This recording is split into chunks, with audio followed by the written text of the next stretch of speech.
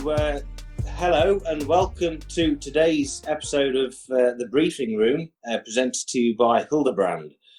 Today is slightly different because unfortunately Alex isn't able to join us, but like that of James Bond, I'm sure he will return. So today is hosted by me, Matthew Grice, and I'm accompanied by three other Hildebrand admins, which is the Data Queen, Joe Miller. Hello. That's Silver Fox with the infectious laugh, Mr. Ian Douglas. Hello. And that mythos-loving drinking chap from Tamworth, Mr. Stuart Kershaw. Good evening. Hello. So Hello. We're basically going to be carrying on from last week's episode, which is where we had discussed and revealed what films had come out in the lowest position on the poll. So this week we're going to be going from 20 to 14. So to start things off, I am going to reveal the 20th film that's come out, in the 20th position on the poll, which is Tomorrow Never Dies. Now, interestingly, I think this was also in the 20th position last year, was it, Joe? Yeah, that's right. It's actually gone up in score. It's gone up 5.4 marks, and it's now 72 marks out of 100. Okay, cool. So I'm going to start with Mr. Stuart Kershaw. What's your thoughts on the film, and do you think it deserves to be higher or lower, or do you think that it deserves to be in the 20th position? It's one of them that sort of, it's waxed and waned over the years. I remember coming out of the cinema and just absolutely been blown away by it. Just think, it's a great follow-up to GoldenEye. Music was fantastic. And then I think it's sort of got a bit it's very dated now. It's a very 90s generic action movie. And it isn't as good as GoldenEye. But if it's something to while away a couple of hours, it is quite entertaining. But you can see the problems they had when they were making it. When you watch it, it was put together very quickly, and they were rewriting it, God knows what, all the way through. So, I don't know whether 20 is fair, but it seems to reflect the group perhaps. So, yeah. And what's your thoughts, Ian? I'm not too surprised. It's actually my lowest scoring one of the Eon films. I think it's just a bit too... It doesn't have many Bond kind of vibes to it. It's a bit like a kind of GoldenEye light, which I always thought at the time. It's fine. It's a good film, but as far as Bond films go, it's just, for me, it's down the bottom there. I like the bit where he's brushing up on a bit of Danish. Nice. The soundtrack's fine. It's all okay, but it doesn't really excite me very much. It never has done, to be honest. It's just, it does a job, but it's quite vanilla, quite bland. It doesn't do anything wrong, but it doesn't do anything that really excites me. Yeah. I mean, I'm kind of the same with what Stuart was saying, because... for me, it was the first Bond film I went to see at the cinema. It was fantastic pre-title sequence. The score was great, but I think compared to GoldenEye, GoldenEye itself is a classic. That's just got it. Overall, seems to be a very memorable film. There's some brilliant, memorable scenes in there, and it is just a classic. And I just don't think Tomorrow Never Dies really hits the spot. I just don't think it is as memorable as, say, GoldenEye was. Yeah, I'd agree with that. For me, actually, I did rank it at position 20 myself in my rankings. So it feels about right. And there's some great bits in it, as you say, the soundtrack, having Arnold on the score. And I think Pierce Brosnan looks really good in it in a lot of places, and there's a lot more confident. But I think the whole film's just let down by that second half. It really seems to lose momentum after... when Paris is killed. Up until that point, it's pretty good. So no surprises for me. It feels about right. I mean, I had often wondered that if Anthony Hopkins had continued to play Elliot Carver, I mean, I think in 1997, Anthony Hopkins was a very well-established actor, you know, probably more so than what Jonathan Pryce was. So if he was the villain, maybe, just maybe, it may have become a little bit more memorable and may have be ranked a little bit higher in the poll. So yeah, possibly. Yeah, I think Price was okay. He was serviceable, but that's about it. I don't, not, he's not a classic villain, but he was fine. Didn't do anything wrong. Yeah. The chop socky bit. But I kind of felt that Stamper was probably could have done with some sort of special move. I don't know. I mean, how Odd Job had the hat, jaws of the teeth. Apart from being tall, blonde, and German, I don't think he had any kind of special sort of unique sort of thing that made him stand out. Yeah, he was like a bargain basement Necros, wasn't he? He was fine, yes, but basically there have been better. That's the thing. Yeah. I mean, there's that brief scene where he kind of hinted at the torture instruments. So it would have probably been nice to have seen him use them in one way or another. Might have made the film go X-rated, but hey-ho. But yeah, otherwise it's, I mean, for me, I can totally understand why it's at number 20, and I feel that a lot of people either have issues with Brosnan or have issues with his films. So overall, I'm not surprised where it's come out of the poll. So that's Tomorrow Never Dies. At number 19, it is probably the Marmite of Bond films, which is you either hate it or love it, and that is Spectre. So we'll go with you, Joe. We know you're a bit of a fan of this film. Yeah, I do love it. So I'll just give a bit of an overview of the score. So it has actually gone up 2 places in the overall rankings. So last year it was down at 21, so now it's at 19. And it is actually of all the films this year, it's the one that's gone up by the most points. So it's gone up 7.8 points to now 72.9. So I'm hopeful it's moving in the right direction. Which, that's interesting. And what about you, Ian? A bit hit and miss for me. I think it's the weakest of Craig's films, and I must admit I do prefer even Quantum of Solace to this. It starts off really well with a great, really strong PTS. I love that. Then it goes into one of the weaker songs. The rest of the soundtrack I think is pretty good, but it's just a bit hit and miss. You've got this great scene with the Spectre ballroom and lots of great Italian scenes, especially with Lucia. And then it kind of tails off somewhere in Austria at the clinic. And I'm not a big fan of Madeline. I mean, she's fine, but I don't feel a lot of chemistry between her and Bond. There's bits about it that I love. I mean, especially back in London with C. I think C's a great character, and him and M together are very good. It's just a bit. I think my main problem is the whole foster brother story.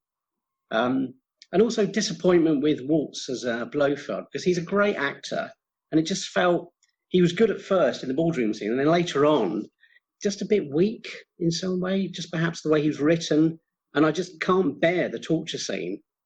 Head. Horrible. Yeah. I'd rather have a carpet beater on the undercarriage than that. Maybe Stamper with his torture instruments, maybe. It's just horrible. So it's fine. I mean, where did I mark it? I marked it as 19th, gave it 78. So it's still an entertaining film. And I don't like the colour grading in it either. There's bits of it that are just a bit too brown and kind of sepia coloured, which just seems a bit odd. So it's good and bad, but entertaining. I'll give it entertaining. Yes. And what are your thoughts, Stuart?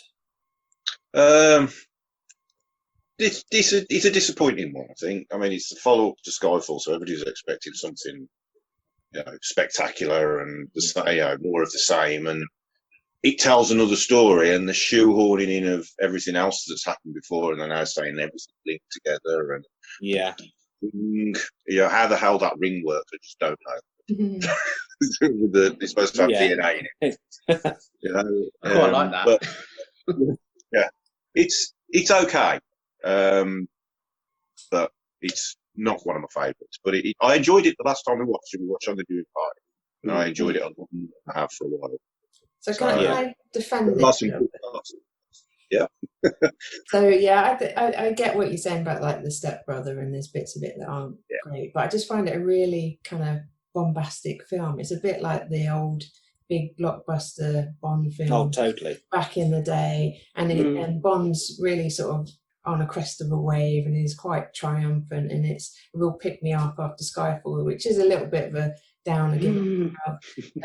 The character is in much of the film, and I did actually give Spectre an 88 because that's what I want to get out of a Bond film, that feeling. I always get a feel good feeling after watching Spectre. Maybe I'm happy to overlook some of the problems a little bit more easily and just enjoy the ride. So yeah, I think if you enjoy it, then that's great, isn't it? It is entertaining. I just find a few things that just irritate me about it a bit. Yeah, I can see.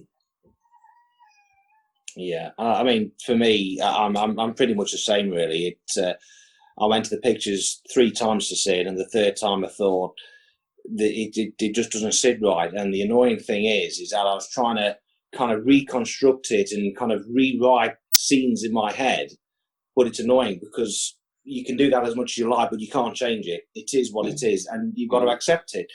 And it took me a while to kind of figure out what my issue was with that film. And I think it's with the first 3 Craig films, it's more the literature Bond. It's kind of dark, gloomy, gritty, and you see inside of Bond's head. Whereas Spectre, which Joe quite rightly pointed out, is more on the scale of You Only Live Twice, Spy Who Loved Me, in the terms of it being fantastical. So it is your typical cinematic Bond film. So in terms of the Craig sort of era, you've kind of gone from one sort of perspective right to another, you know, in the sense from going gloomy and sort of realistic to kind of over the top. I mean, Christoph Waltz, a fantastic actor. There's a little bit more. I mean, I felt that there was a lot of hype about this film. There was a lot of hype about Monica Bellucci being the oldest Bond, oldest actress to play a Bond girl. And there's so much hype. Yeah, she was great, but just for me, didn't have enough screen time. And it's the same with the DB10. I mean, the hype that up so much, it probably had about 10 minutes worth of screen time, and then ended up at the bottom of the bloody river. So it's kind of a little bit, and I mean that torture scene, is about to get his eyes drilled out, and he's about to lose his sense of balance, and then next minute it's just blowing the place up. It just seemed too easy. I mean, there were some great scenes in there. Fantastic pre-title sequence, which I think may become probably a classic, in terms of the Goldfinger pre-title sequence, and maybe The Spy Who Loved Me. Fantastic. But I don't think Daniel Craig had admitted it, but I think in interviews following No Time to Die, I think Craig felt that with Spectre there was still quite a few loose ends to tie up, and he didn't want that to be his last film, and he felt like maybe doing another final film, a 5th film, would sort of kind of mend the issues that Spectre had. So yeah, I mean, for me, I'm kind of happy where Spectre is, to be honest, on the poll. It's still enjoyable, don't get me wrong. I'll still watch it, I'll still moan at it, but it's it's a Bond film, and we're Bond fans, and we're going to watch it regardless. Absolutely, yeah. So that's Spectre at number 19.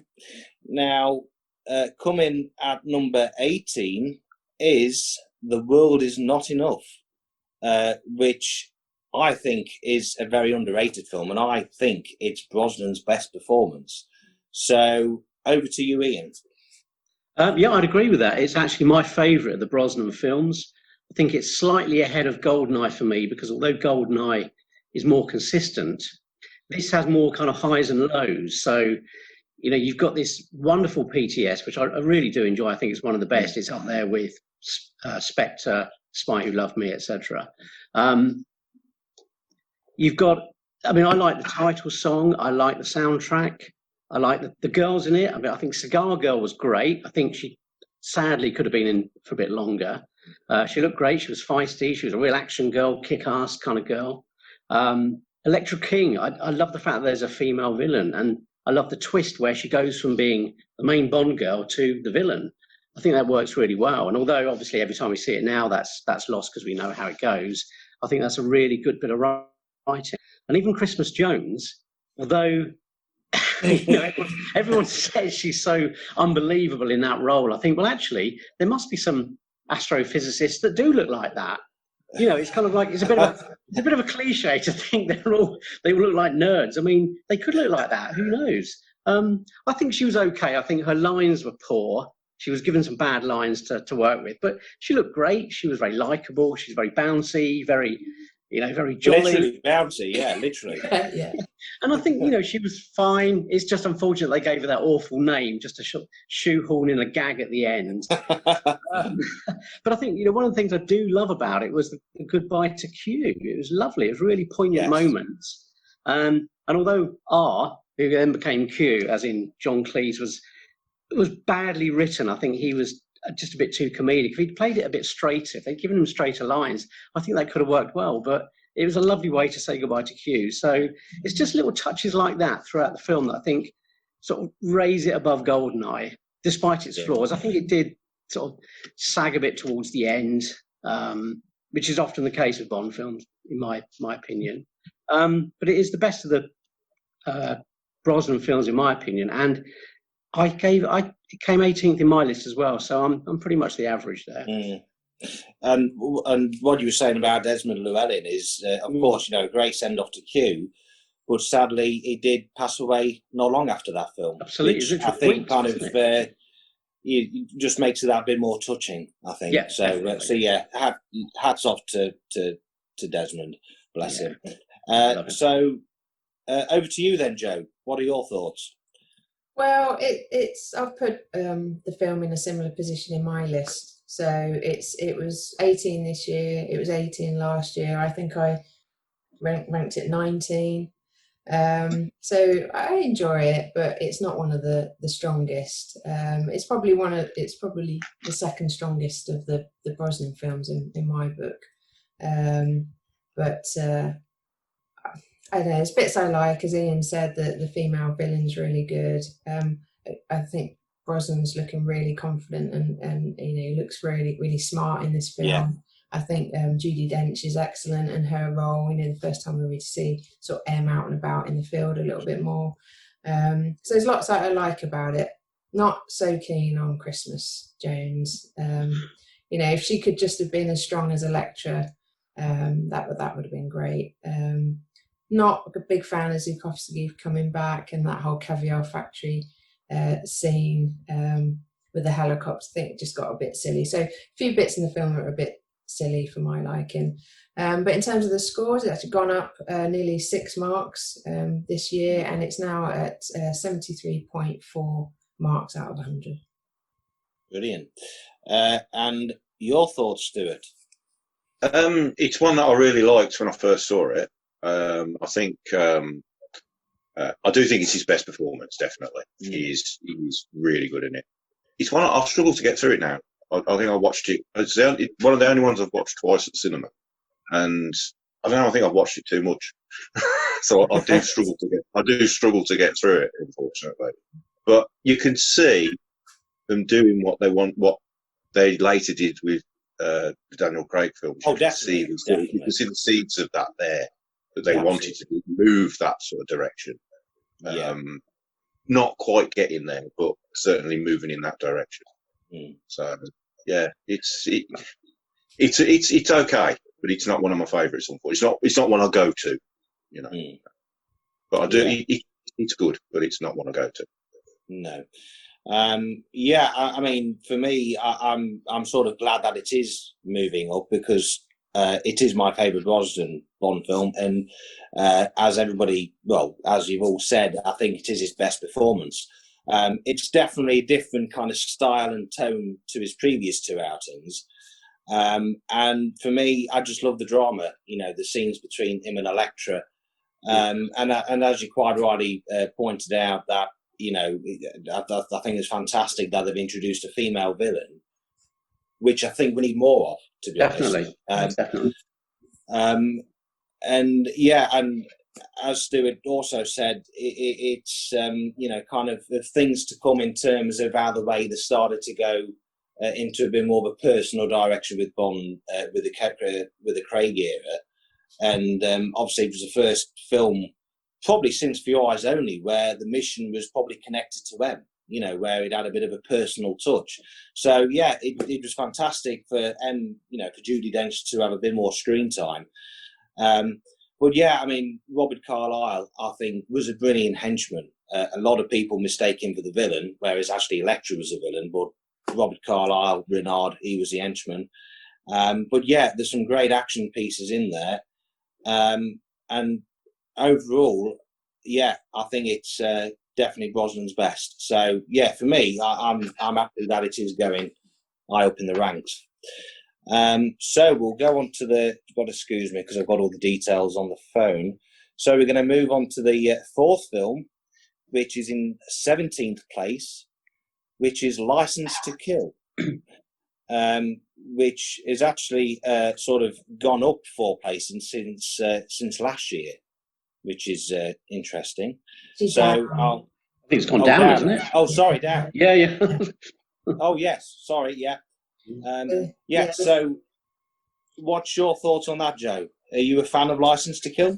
Well, I'm obviously against trend here because personally, I've given it a lot more marks this year than I have in previous years. I think more than 10 points more, and it's much higher up the table for me personally. Yes. So I saw more in it this time when we watched it as part of the viewing party. I really did enjoy it. I mean, it's got flaws. I'm not keen on its sort of made for TV American Miami Vice look, but actually I really like Dalton. I think it's a really strong performance. I like the baddie. I actually quite like the theme tune, although that seems to divide opinion. Enjoy the soundtrack. But for the overall score of the poll, it's gone down 4 positions from rank 13 last year to now 17. It's actually gone down nearly 5 marks. It's at 73.7 marks. But what's really interesting is it's gone down from 8th position since 2016. So it is a sort of steady trajectory downwards, which surprised me. Yeah, so over to you, Stuart. Are you a lover or hater? It's not one of my favourites. It was another one I nonplussed when I came out of cinema. What was it's entertaining, but it looks cheap and it doesn't always feel like a Bond film. You know, it's like they went a little bit too far, and I think that's what alienated people. You know, that's what I think happened. It just went wrong. It didn't quite hit the mark. I thought the previous film was brilliant. I think The Living Daylights is a fantastic Bond film, but for me, it doesn't build on that like I thought it would. So, unfortunately, but Dalton is very good in it. So, are you glad it's kind of? I mean, would you have liked it to be higher up in the rank, or as it was? I'm surprised it's not higher up because it does have there's a lot of people rank it as one of the best, as the best. It's a lot of people's favourite, so I'm surprised it's not higher. I really am. And what about you, Ian? Yeah, I'm surprised as well because, as Stuart said, there are some people that think it is the best one, and I mean, I've got it down as 19th. When I first saw it at the cinema, I was very kind of disappointed because it just didn't feel like a Bond film. It had that kind of American TV movie look about it. As somebody said, it was very Miami Vice. But over the years, it's kind of grown on me. I kind of like it more now than I did then, but it's still quite low down. And I think I've got a feeling that the people who used to vote for this as their favourite perhaps haven't voted this time. I think maybe that's the difference because it has gone down. Yeah, there must be a reason like that it's kind of dropped so rapidly. But it's a film that's grown on me over the years. There is a lot to like about it. I think Sanchez is great. I like the 2 Bond girls in it. I think they're both very good. Although Lupi, she looks great. She does become a bit pathetic in her love for James, and um, but I think otherwise it's entertaining. You know, I like the fact that Q is out on a mission, and it's all a bit mad in a way, and there's a good story to it. There's a good plot, lots of bluff and sort of double crossing. And there's lots to love about it, but I think the soundtrack is a bit hit and miss. I like the theme song, but that song "Dirty Love" and the one at the end, I can't bear. And the winking fish as well. Don't forget the winking fish. I don't mind the winking fish. I'm fine with that. It's just that "Dirty Love" and that Patti LaBelle song. Is it Patti LaBelle sings a song at the end? Yeah. I can't bear them.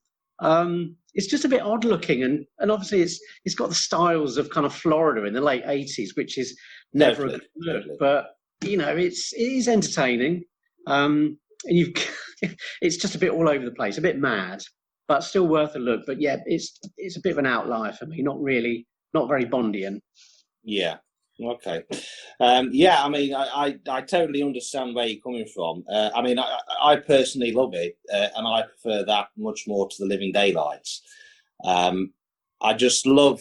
I mean, the plot seemed a bit more easy to follow than what the Living Daylights did, and Dalton just generally looked a bit more comfortable in it.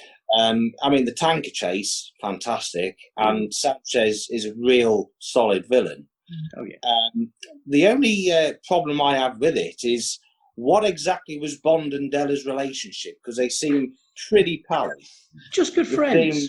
I read the novelisation. They were friends. Okay, because I'm getting married next year, and if my bride-to-be started snogging the face off my best man, I think I'd have words. I'd have issues. It was just one kiss on the lips. It was fine. Oh yeah, that's completely normal. Totally. But yeah, I mean, overall, License to Kill, yeah, I like it. I totally get what you mean by the kind of Americanization. And I think that's because with the film being totally filmed in America, the actual film was developed by a different laboratory than it would have been if it was in the UK, which is why it's got that sort of Die Hard, Lethal Weapon, generic 1980s movie. Yeah. And of course, Grandel Bush, he had appeared in it as well, who had both appeared in Die Hard and Lethal Weapon. And you've got the score by Michael Kamen, who also did Die Hard and Lethal Weapon. That's right, yeah. But yeah, License to Kill, I love it. I totally get why it is where it is on the poll. But yeah, it's definitely interesting to kind of wonder why it's sort of shifted position. And, you know, as you say, could it be because we have no License to Kill lovers anymore? Or they've just viewed and they've just thought, hang about, this ain't that great. But yeah, certainly an interesting one. So we're going to move on to the next film, which I think Alex would have loved this. I really do. Because at number 16, it is Diamonds Are Forever. So let's all, for Alex's sake, be kind to this film. He's not here. No, so yeah, okay, yeah, cool, yeah. Say what we like, you'll never see this. So I'll start with you, Stuart. What's your views on Diamonds Are Forever? It's one of the first ones I can remember seeing when I was young. At the cinema or on TV? No, on TV. It was at my nan's. It was at my nan's, and we watched it. The whole family. It was like, I think it was a Christmas or something like that, a family get together, and we watched it up until the point where he comes out of the coffin and says, "You said Peter." Yeah. And then it was an advertising break, and it was like, right, we're going home now, and we then got in the car and drove, and my dad drove home, and I'm expecting to get home before the adverts had finished, and obviously we didn't. So I got home for them. I don't know. I think they were on the oil rig. I think so. I missed quite a lot. So it's a good. It's very, very dated. It's very 1970s. You can see them going the way they're going to go with Roger. I think Sean is having a ball. I really think he's having a good time in it. He really is. But it sort of, it looks, compared with what's gone before, it doesn't look as good. It looks a bit cheap in parts, very much so. It's, I think nostalgia value is what lifts it up for a lot of people. more than the Well, actual film itself. I think maybe most of the budget might have actually gone on the cost of having Sean in the film, maybe. So that's probably why he's having a ball of his life, because he was paid, That's why he's because at the smiling. time he was the highest paid actor. He's paid well, and he's got Lana Wood and Jill St. John acting with him. And whatever happened there, who knows? Yeah. Yeah, totally. Filling his boots. So what's your thoughts, Ian? I really like it. I did see it at the cinema. It's the second Bond film I ever saw, and I loved it at the time. Over the years, it's gone downhill a bit for me, because then I saw the earlier Sean Connery films on TV, which I preferred. I don't think it's quite up there with them, but it's around about 10th or 11th for me, kind of about the same as Dr. No. So it's one I do enjoy. I love the soundtrack. I think Sean is enjoying himself, and that's great. I don't mind the fact that he's a bit older or he's put on weight. I'm no problem with that at all. It's a good fun film. It marks a change as they move into the 1970s. And Vegas looks great. It's kind of sleazy. It is a very 1970s feel to it. I love the gangsters. It's just good fun. And even though it's a bit daft in places with the quad bikes and all that stuff in the desert, it's just entertaining. And I think actually one thing I do love about it is Winton Kidd. I think they're two really good characters. I love the little music cue for whenever they appear. And I love the fact that they just walk hand in hand across the desert as they just killed somebody. It's just good fun. And I really like the Peter Franks fight in the lift. Yeah. Great little scene. It's a really small environment, very claustrophobic. They do that really well. I love Amsterdam, love Vegas, Willard White, the bit where Bond gets on top of the lift and goes up to the top of the building. I think it's great. It's good fun. It's certainly not one of the best, but it's very entertaining. Still enjoy it. Cool. And what are your thoughts, Joe? Lover or hater? I'm really warming to it, actually. It used to be pretty low down my list, just looking at my previous scores, but I've almost given it 20 more marks this year. I think maybe Alex is changing my mind, but he's brainwashing you. I know, his evil ways. But he's an evil genius. Yeah, but that's what I really like about the Bond groups, because people challenge your thoughts. And actually, it made me look at it again. I thought, right, I'm going to watch it at the viewing party. And this time in particular, I really appreciated the writing. There's some really fantastic one-liners. Yeah, the film's moving into that sort of silly 70s. But actually, there's some really crisp lines. There's some really interesting lines given to sort of smaller parts. So, they're not just being hogged by Connery, but some really memorable dialogue. I just think perhaps the ending is let down. I think we've talked about that before. But in terms of its overall position, it has actually dropped one position since last year. But it's really close with the next film we're going to talk about, and actually got the same mark as the next film, which was 74.9. So it did go up over 5 points. So it's on an upward trend over the last few years. So, hopefully long may that continue. I mean, for me, Diamonds Are Forever. It's for me, it's just a bloody good, enjoyable romp from start to finish. It's one of them films you can't take too seriously. I'm afraid I'm probably more of the what if George Lazenby had done it kind of camp.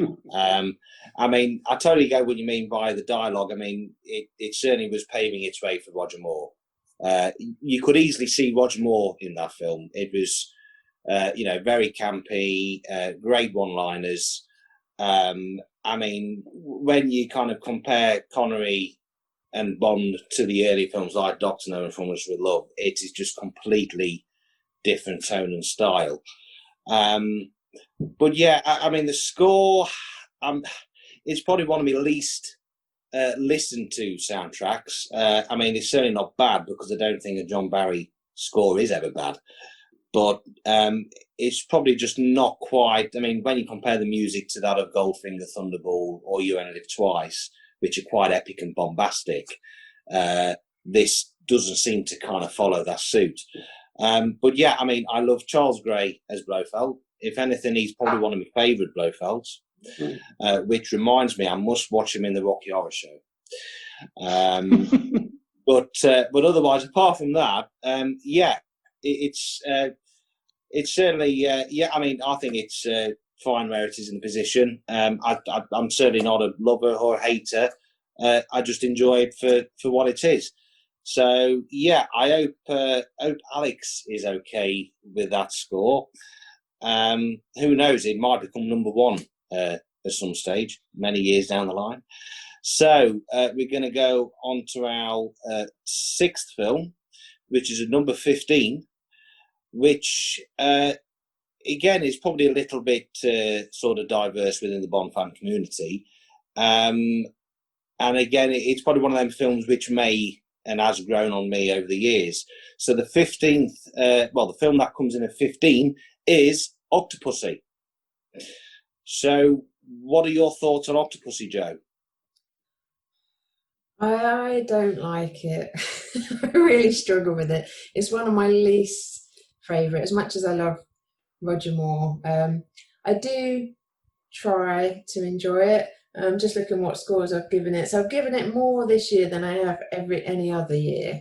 But it does feel like it should be in about this sort of ranking in terms of the overall top list. So it has actually improved in our poll scores by one position this year. And it's gone up 6.5 mark. So it's one of those that has gone up the most. And it's now 74.9. So the same score as Diamonds Are Forever. But I just find it a bit too silly, a bit too camp. I don't like the sequence in India, any of it particularly, but I really like it when they're in East Germany, and I think that's the sort of film, the feel of the film that I wish had carried on throughout Octopussy, because it has got some quite serious bits and some quite dark bits, and I like that, the grittier elements to it, but then it just goes off on one. Not for me. And what about you, Stuart? Bonkers. It's all over the place, isn't it, really? It's certainly an entertaining ride, but try and tell me what happened as you go through it, because it does get a bit confusing in parts. Very convoluted. Yeah. I think the action scenes in West Germany, I think the train chase, I think that's brilliant. Across the top, the roof of the train and everything. That's a really good sequence. You can see they pulled out all the stops because they were competing with Sean with Never Say Never Again. So they obviously upped the ante a little bit on the spectacular side of it. But then it's sort of, there's parts of it that just don't add up. Like when he gets inside the gorilla and when he's dressed as a clown and stuff like that. I mean, it's still a tense scene. He's dressed as a clown, but how did he get in the clown suit so quickly? Yeah. Takes you out of it completely. Yeah. That old timing, it's just kaput completely. Yeah, I do love that bit though when they're talking about when the bomb's going to go off and he's dressed as the gorilla and he looks at his watch. I think that just makes me laugh every time. Yeah. It's a carry-on Bond, isn't it? Really? Well, yeah, it's carrying on the clown. So, Ian, what are your thoughts? Well, I like it a lot. Although it's only 16th in my list, so I'm actually slightly lower than the average. I agree with what's being said. The Cold War scenes are great, and I really love the Sotheby's auction bit as well.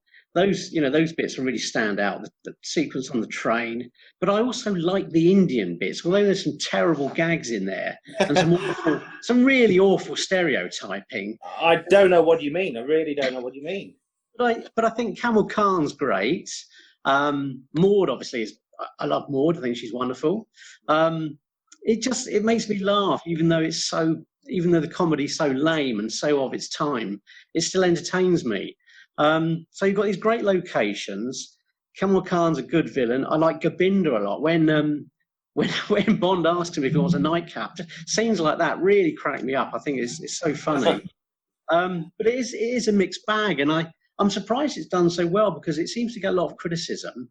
So it's done better than I expected. But yeah, it's entertaining. There's a lot in it though. As Stuart said, it's bonkers. There's so much going on. You don't necessarily follow it all, but it's got this great finale with the bomb, and that's a great bomb. The whole however they designed that bomb, it looks fantastic, and it is a tense scene. And I can forgive the clown suit and the ape suit, the fact that he got into them so quickly. That doesn't bother me because this is Bond, it's escapism. That's what it should be. You know, I'm not one of these people that kind of questions everything that happens, and that wouldn't happen in real life because it doesn't matter. It's Bond, so anything goes really. So yeah, it's a good film. Yeah, I mean, I'm kind of with everything you say, really. I mean, I love For Your Eyes Only, and I think Octopussy just it's kind of half For Your Eyes Only and kind of half The Spy Who Loved Me in terms of cheesiness and gags. I mean, it took me a long time to actually get over the fact that James Bond dresses up as a clown, and it's only Roger Moore that can get away with it. Yeah, definitely. I mean, I certainly don't think Sean Connery or Daniel Craig would have been able to have done it. Brosnan maybe had a push, I don't know, but yeah, I mean, there's some good moments in it, good score, but yeah, I mean, as you say, a very complicated plot, very similar to The Living Daylights, which I don't know, because I think Michael G. Wilson has something to do with the script writing. So I think as soon as he gets involved, it just becomes extremely complicated. But yeah, I mean, the Sotheby's scene, fantastic, because obviously that's pure Fleming, you know, Property of a Lady. However, my views on the clown scene has changed because apparently there was some notes in Fleming's notebook for where he was going to have Bond disguised as a clown. So all of a sudden, if Fleming's written it, it seems okay. And after all, he's a spy, so he's got to kind of find some form of disguise. Yeah. You know, if that's a clown suit or a bloody gorilla, he's got to find something to do the job. So yeah, Octopussy. Yeah, I mean, I don't think I'm surprised at where it comes on that. So we're going to move on to the final film of tonight. And, well, in case you can see, you may guess what it could be. And, of course, that is Moonraker. So before you ask, no, I'm not doing a bloody Moonraker jig for you lot. Go on. No. So, yes, Moonraker. What's your thoughts on Moonraker, Stuart? Brilliant. Absolutely love it. It's totally over the top, totally ridiculous, but fantastic fun. It's globe-trotting. It literally goes everywhere. Literally, Drax into outer space. Drax is fantastic. You've got some of the best lines of any villain in any of the films. I think he's fantastic. He really is good. And I think the special effects are, for the time, they're as good as anything Lucasfilm could have done for them. I really do think that. I mean, I know they asked them to, and the budget was ridiculous. Cubby said, "No, do it yourself," and they delivered. You know, and they still look fantastic. I think it's just good fun.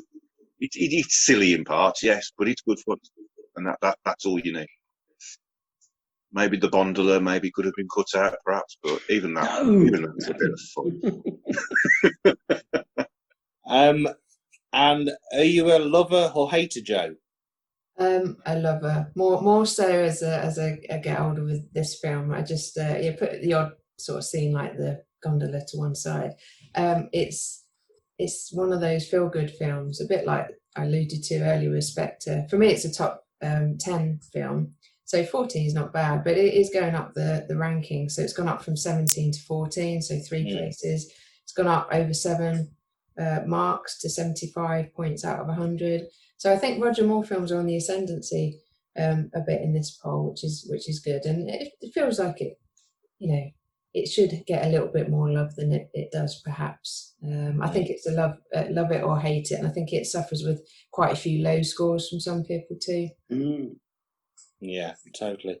And what about you, Ian? Do you love it? I love it. I mean, when I first saw it, I watched it at the cinema, and I must admit I was a bit disappointed because it was the one after The Spy Who Loved Me, which I absolutely loved, still do. So up until that point, I'd loved all the Bond films, the ones I'd seen on TV with Sean Connery, and this felt a bit disappointing at first, mainly because of the space scene. I wasn't ready for Bond to be in space.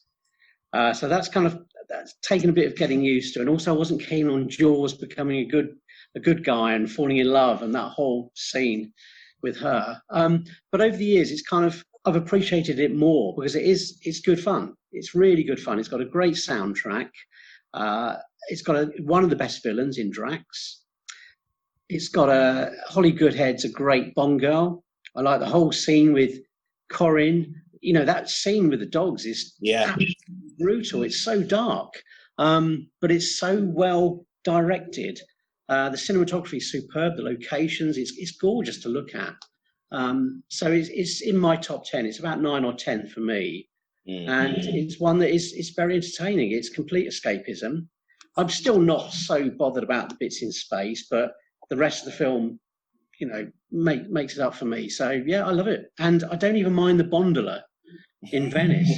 It's mad. It doesn't make any sense, but it was of its time, and that's the way Bond films were going.